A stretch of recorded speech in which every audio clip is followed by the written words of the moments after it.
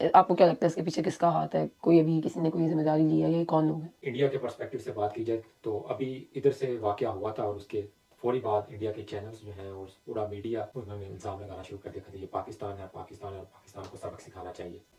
So indirectly वो कहना चाह रहे हैं कि पाकिस्तान की प्लानिंग है। हाँ जी, पाकिस्तान की प्लानिंग है, उनका ये कहना है। तो क्या ये चीज, ये सारा वाकया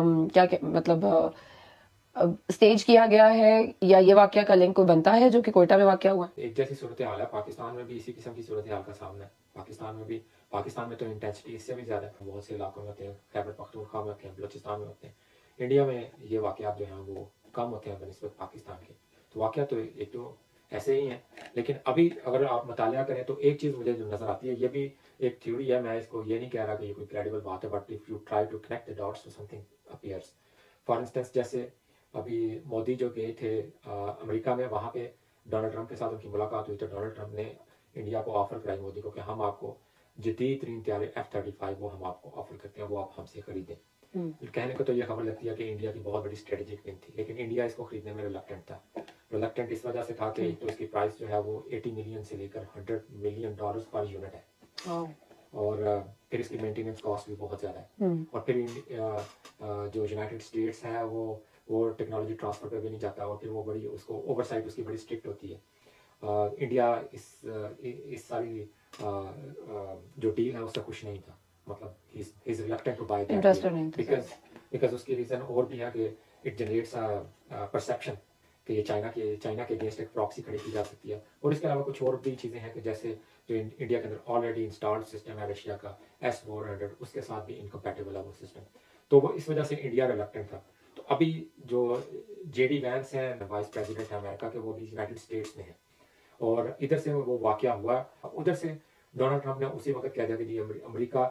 फुली तौर पर इंडिया के साथ खड़ा है इस दहशतगर्दी की जंग में। और इसके बाद अभी हम देखते हैं कि अभी थोड़ी देर पहले टाइम्स ऑफ इंडिया के अंदर इंडियन इंटरनेशनल जो इंडिया का मीडिया है उसके अंदर अखबार में खबर छपी है कि जो इंडियन एयरफोर्स है वो दिन ब दिन वीक हो रही है, उनके पास जो तैयारों की तादाद होनी चाहिए थी वो तैयारें इंडिया के पास नहीं है, ये अभी खबर छपी है। और अभी फिर जो वाइस प्रेसिडेंट उन्होंने कहा है कि मैं अभी फिर थोड़ी देर बाद प्राइम मिनिस्टर मोदी से मिलूंगा, मुलाकात so he is in India. He is in India. So ये मैंने चंद खबरें दी हैं, इनके डॉट्स आपने खुद कनेक्ट करने हैं तो वो कर लें। इसमें से ऑन टॉप ऑफ दैट मैं आपसे ये भी कह दूँ कि अमेरिका की इस वक्त मुआशी जंग चल रही है, अमेरिका को इस वक्त इस चीज़ से भी बहुत प्रॉब्लम है, उनका ट्रेड डेफिसिट बहुत है गुड्स के हवाले से, जो जनरल गुड्स हैं जैसे फॉर एग्जांपल टेक्सटाइल है, गारमेंट्स है या इस तरीके से दूसरी डिफरेंट चीज़ें हैं। लेकिन जो अमेरिका जो पैसे बेच बनाता है वो एक्चुअली असला बेच के बनाता है, वो उसका सिग्निफिकेंट पोर्शन है। तो सर्विसेज, इंटरनेट से रिलेटेड जो टेक्नोलॉजी से रिलेटेड सर्विसेज हैं उससे पैसा बनाता है और ये असला बेच के बनाता है, तो ये उसकी बहुत बड़ी मार्केट है। ये मैंने कुछ इन्फॉर्मेशन आपको बता दी है, मैं इस पर कोई अपनी राय नहीं देना चाहता, लेकिन ये भी एक पर्सपेक्टिव है।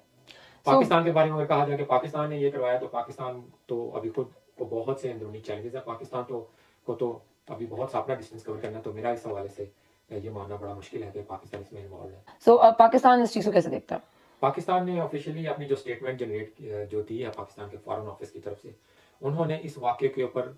कंसर्न का इजहार किया है और उन्होंने कहा है कि ये जो मकबूजा कश्मीर जिसके ऊपर इंडिया का कंट्रोल है उसके ऊपर ये जो वाक़या हो उस पर हमें कंसर्न है और हम ये जो जाँ भाग हो गए हैं उनके लिए नेक ख्वाहिशात का इजहार करते हैं और जो जख्मी हो गए हैं उनके लिए सेहतयाबी की दुआ करते हैं। क्या ये एक ऐसा इंसिडेंट जनरेट करके कहीं इसराइल की तरह, जिस तरह इसराइल ने एक बहाना ढूंढा फलस्तीन पे अटैक करने का, एक दिन के वो जो अक्टूबर का वाकया लेके, क्या ऐसा ही कोई वाकया जनरेट करके टेररिज्म का रोना रोके जो है वो पाकिस्तान पे अटैक करने की कोशिश की जा रही है? और तीसरी बात ये कि या सिर्फ भूल जाता हूँ मैं क्वेश्चन, अच्छा पहला मैं भूल गया, ये मैं अभी जो तुमने रेलेवेंस जनरेट किया इसराइल से रिलेटेड, इसको फॉल्स फ्लैग है ना, तुम यही कहना चाह रही हो कि ये फॉल्स फ्लैग ऑपरेशन है और इसको तुम कनेक्ट कर रही हो इसराइल के जो इवेंट कि एग्जैक्टली की वजह दी जाए। अगर तुम वो टाइम्स नाउ जो इंडियन अखबार है उसको देखा जाए और इंडियन मीडिया को देखा जाए, उन्होंने एग्जैक्टली यही लिखा है कि ये इंडिया का अक्टूबर 7 हुआ, तो वो इसी किस्म की कार्रवाई पाकिस्तान में देखना चाहते हैं, लेकिन that would not be case, इतना ईजी नहीं है। मैं बड़े बोल नहीं बोलना चाहता, अल्लाह ताला करे कि दोनों मुल्क अमन में रहें। और इस तरह भी बहुत, तो पूरे खत्ते में बड़ी मतलब बदअमनी का शिकार हो जाएगा पूरा खत्ता ही बदअमनी का। अगर इंडिया के साथ अमेरिका खड़ा है तो फिर चाइना भी किसी ना किसी तरह इन्वॉल्व हो जाएगा, तो ये तो अजीब सी सूरत हाल हो जाएगी। तीसरा पॉइंट ये था कि या ये सारी गेम्स इसलिए की जा रही है ताकि अमेरिका को एक मौका मिल जाए, या एक इंडिया को एक क्या कहना चाहिए, अमेरिका ने बेसिकली एक इंडिया को आर्म्स खरीदने के लिए मजबूर कर दिया कि देखें आपके मुल्क में तो टेररिज्म हो गई है, यू हैव टू बाय। और ये तो फिर तुमने वही डॉट्स कनेक्ट किए हैं जो मैंने तुम्हें कहा है। तो फिर मैं नहीं कह रहा ये डॉट्स कनेक्ट करें तो ये एंगल भी निकलता है, यू नो, जहाँ पे लोग ये कहते हैं ना जी पाकिस्तान ने टेररिज्म करवाई, जहाँ पे कुछ लोग ये कहते हैं ये इंडिया का फॉल्स फ्लैग है, वहां पे एक एंगल ये भी निकलता है जो जिसके बारे में मैंने इन्फॉर्मेशन दी है। लेकिन ये बड़ा अलार्मिंग है कि अगर तो ये बात सिर्फ लेकिन ये इतनी सी सारी ही है बातों कि को- अमेरिका ये सिर्फ सारी अपनी बातें बेच दे साइड में कर आर्म्स। दें। इस बात का एक ही हल है कि जितने भी डिस्प्यूटेड इलाके हैं इंडिया और पाकिस्तान की जो 1947 से ऑनवर्ड है, उनको वहां उनके लोगों की राय के मुताबिक उनको हल कर दिया जाए।